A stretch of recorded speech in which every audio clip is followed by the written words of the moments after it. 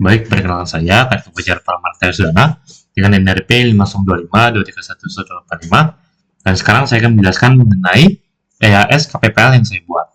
Jadi, pertama itu, dalam pengembangan perangkat lunak, ada fase analisis dan desain. Pertama itu, terangkan aktivitas yang dilakukan dalam fase analisis dan desain. Fase analisis adalah fase di mana kita melakukan sebuah analisis mengenai kebutuhan apa saja yang akan kita perlukan dalam membuat sebuah aplikasi. Misalnya, saya menggunakan contoh studi kasus aplikasi website restoran. Kita melakukan analisis mengenai kebutuhan dari user, mulai dari cara user untuk berinteraksi dengan website, alur cara user memesan makanan suatu dari website, dan lain-lainnya. Hal tersebut nantinya akan dibuatkan sebuah use case diagram yang tentunya akan lebih merinci interaksi user dan website. Selain dari interaksi user, kita juga perlu melakukan analisis mengenai teknologi atau stack apa saja yang akan kita gunakan dalam membuat aplikasi tersebut. Misal dalam website restoran tadi, kita membutuhkan database, maka kita memakai Postgre karena Postgre itu sangat ringan dan sebagainya.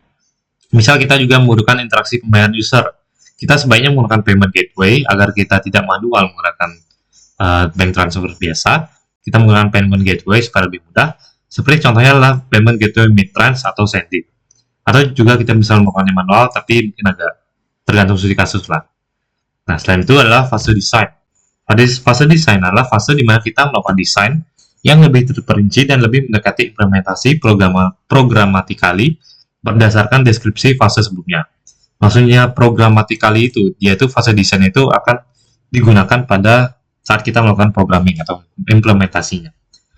Misal pada website restoran, karena sebelumnya kita membutuhkan database, kita bisa mendesain data modelnya untuk database kita supaya menunjang semua kebutuhan dari use case diagram yang sudah dibuat sebelumnya.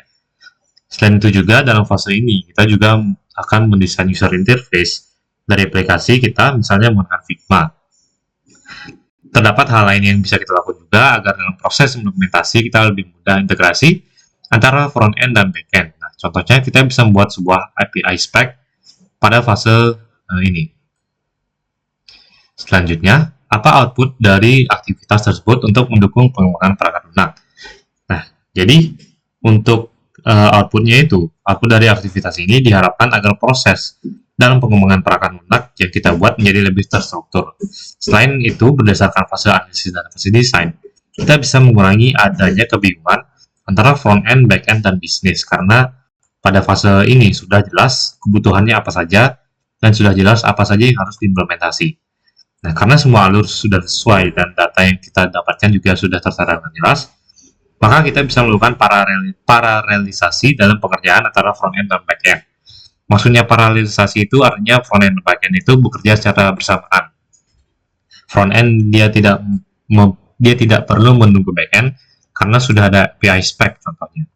Dan back-end dia tidak perlu menunggu front-end karena dia bisa melakukan query secara langsung atau fetch secara langsung. Nah, nomor 2 itu dalam model waterfall, setiap tahap memiliki fungsi spesifik. Jelaskan 5 tahap utama dalam model ini serta sebutkan kelebihan dan kekurangan dari model tersebut dalam konteks proyek besar dan memiliki persyaratan tetap. Nah, jadi 5 tahap utama dari waterfall itu pertama dari requirement analysis.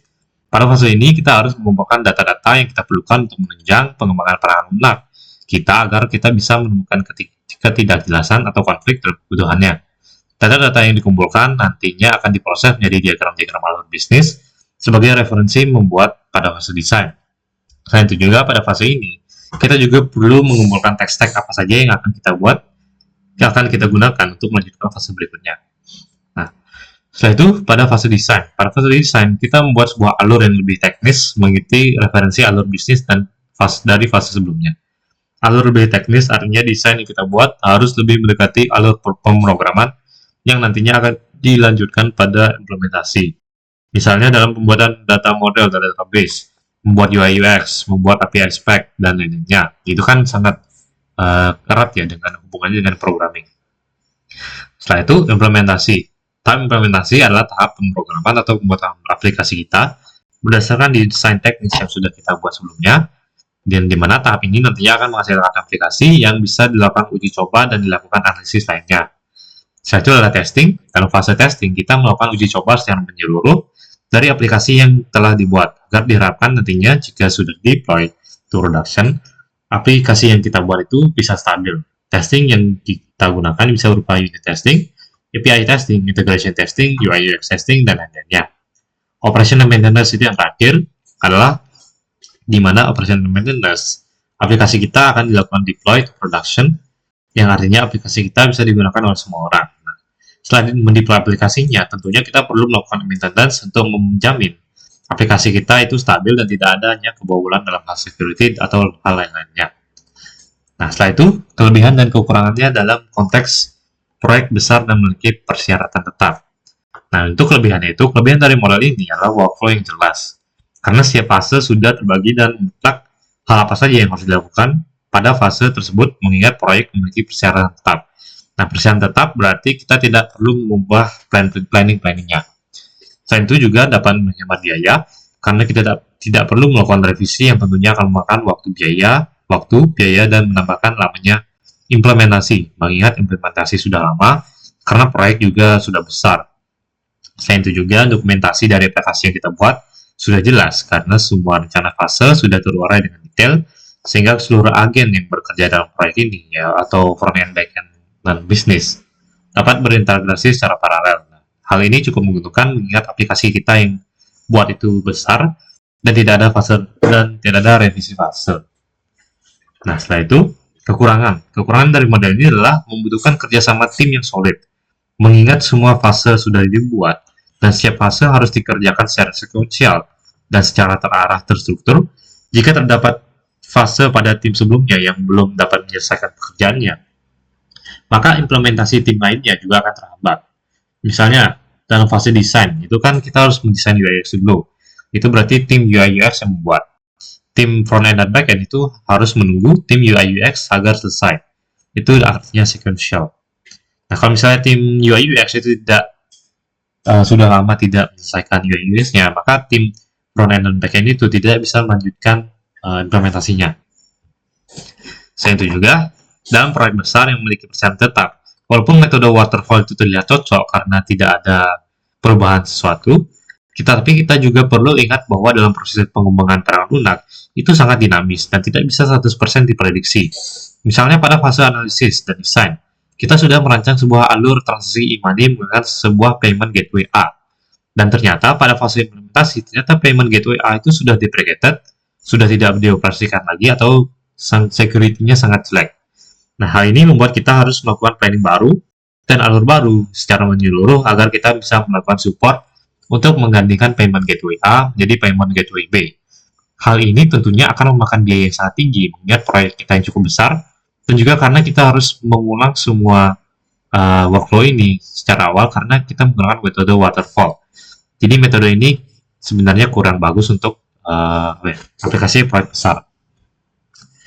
Nah, setelah itu, jelaskan perbedaan antara architectural design dan detail design. Mengapa kedua jenis desain tersebut diperlukan dalam proses pengembangan perangkat lunak? Jadi, architectural design adalah suatu desain yang berisi deskripsi singkat, desain aplikasi kita secara menyeluruh. Aplikasi desain membagi aplikasi menjadi komponen-komponen yang dapat berinteraksi dengan komponen lainnya. Contoh dari architectural design itu, misalnya kita menggunakan arsitektur komponen back-end seperti MVC. Nah, jadi sesuai ini, MVC itu kan dia arsitektur desain di mana komponen itu berinteraksi dengan model, view, dan controllernya. Nah, setelah itu, selain MVC, kita bisa menggunakan singleton factory, ini sangat OOP sekali, dan lain-lainnya. Nah, dalam desain penggunaan API juga, arsitektur desain ini bisa seperti REST API, GraphQL, dan lain-lainnya. Dalam hal mengintegrasikan database, kita bisa menggunakan arsitektur ORM atau default saja, menggunakan query biasa. Setelah itu, detail design. Malah desain yang kita buat lebih detail mengikuti dari architectural design yang lebih mendekati pengimplementasian aplikasi secara programatically. Misalnya adalah interaksi desain antara user interface, interaksi desain dan kontrol terhadap unit satu dan unit lainnya, desain algoritma dan struktur data pada sebuah unit, dan desain unit testing, dan lainnya. Dan yang terakhir adalah soal nomor 4. Jadi soal nomor 4 itu, sebuah perusahaan membutuhkan sistem e-commerce untuk menjalankan produk digital seperti foto, video, desain, poster, e-book, dan lainnya.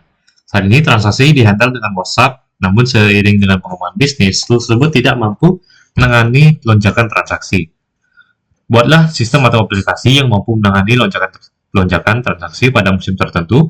Jelaskan pendekatan rekayasa perangkat lunak yang akan Anda gunakan untuk merancang, membangun, dan menguji sistem tersebut agar memenuhi kebutuhan klien. Nah, jadi untuk saran saya itu, aplikasi yang saya sarankan itu dibuat berdasarkan studi kasus di atas adalah menggunakan interaksi user yang dengan mengubah interaksi user menggunakan WhatsApp dan manual menjadi sebuah website berintegrasi dengan backend, payment gateway, dan lainnya yang akan melakukan otomasi dari request transaksi dan resource yang ingin dibeli. Website kita bisa namakan Buy My Digitals. Setelah itu, pada aplikasi ini pendekatan yang saya akan lakukan itu adalah mengenai pendekatan waterfall agar dokumentasi fase yang dibuat itu lebih detail dan lebih jelas. Proses yang dilakukan harus sebagai berikut. Pertama itu kita requirement analysis. Pada fase ini, kita dilakukannya analisis mengenai kebutuhan user dan melakukan form survei atau wawancara dari admin handler transaksi WhatsApp sebelumnya. Data ini nantinya akan digunakan untuk membuat sebuah program interaksi user, membuat sebuah diagram interaksi user, pembeli penjual, atau user itu pembeli atau penjual, dengan sistem. Dari diagram yang telah dibuat, akan dilakukan sedikit planning mengenai teknologi stack, apa saja yang akan digunakan dalam proses berikutnya. Nah, pada studi kasus ini, karena membutuhkan interaksi user dan sistem, dan juga adanya proses transaksi, maka tech stack yang akan digunakan berupa payment gateway, Mitrans contohnya. Database menggunakan PostgreSQL untuk menyimpan user, autentikasi menggunakan manager Google Out, dan selain itu juga akan dilakukan analisis perkiraan biaya yang akan dikeluarkan untuk mengoperasikan aplikasi. Dalam hal ini bisa menggunakan VPS dengan budget yang sesuai dengan kebutuhan. Nah, setelah itu pada fase desain. Pada fase ini akan dibuatnya detail yang lebih mendekati secara programatikali. Berdasarkan analisis sebelumnya, kita akan membuat banyak desain, dimulai dari membuat data model untuk database kita, menggunakan tool seperti Vertabelo, selanjutnya desain arsitektur, dalam hal ini merevisi REST API atau lainnya, selanjutnya detail desain, membuat desain alur aplikasi dalam hal interaksi setiap unit, algoritma dan struktur data yang digunakan, dan lainnya. Pada proses ini juga akan dibuat sebuah API spec untuk mengurangi kebingungan antara front-end dan back-end. Setelah itu, implementasi. Dalam hal implementasi, kita bisa melakukan programming berdasarkan desain yang telah kita buat. Dimulai dari term front-end, membuat UI page, back-end membuat API, struktur database dan interaksinya, QA membuat unit testing dan API testing berdasarkan hal yang dibuat antara front-end dan back-end yang nantinya akan dilakukan pada fase berikutnya. Pada fase keempat yaitu fase testing. Pada fase ini, kita akan melakukan testing mulai dari mendeploy aplikasi network lokal, mendeploy aplikasi kita pada network lokal, dan dilanjutkan dalam environment staging pada VPS kita, dan di mana aplikasi yang dideploy pada kedua environment tersebut nantinya akan dijalankan testing berdasarkan yang telah dibuat pada QA pada fase sebelumnya. Selain itu juga akan melakukan analisis mengenai performa dari aplikasi yang dibuat untuk memastikan bahwa kita bisa menghindari transaksi sesuai dengan requirement yang diminta klien. Selain itu juga kita akan lakukan testing secara manual untuk memastikan integrasi front-end dan back-end sudah sesuai dengan yang direncanakan. Selanjutnya adalah operation and maintenance. Jika aplikasi kita sudah melewati fase testing dan sukses, maka kita bisa mendeploy aplikasi kita ke dalam environment production pada VPS-nya. Kita juga perlu melakukan testing pada environment tersebut, walaupun kita sudah melakukan testing pada staging, yang mana staging adalah environment yang mirip dengan production. Hal ini memastikan aplikasi berjalan sesuai dengan hasil yang testing pada sebelumnya. Jika semua selesai, maka aplikasi bisa dilakukan maintenance dengan pulling request fitur, report bug, untuk dilakukan fase update berikutnya. Nah, jadi sekian untuk presentasi dari AISK Prepel saya. Saya mohon maaf jika ada kesalahan kata. Saya tutup dengan terima kasih.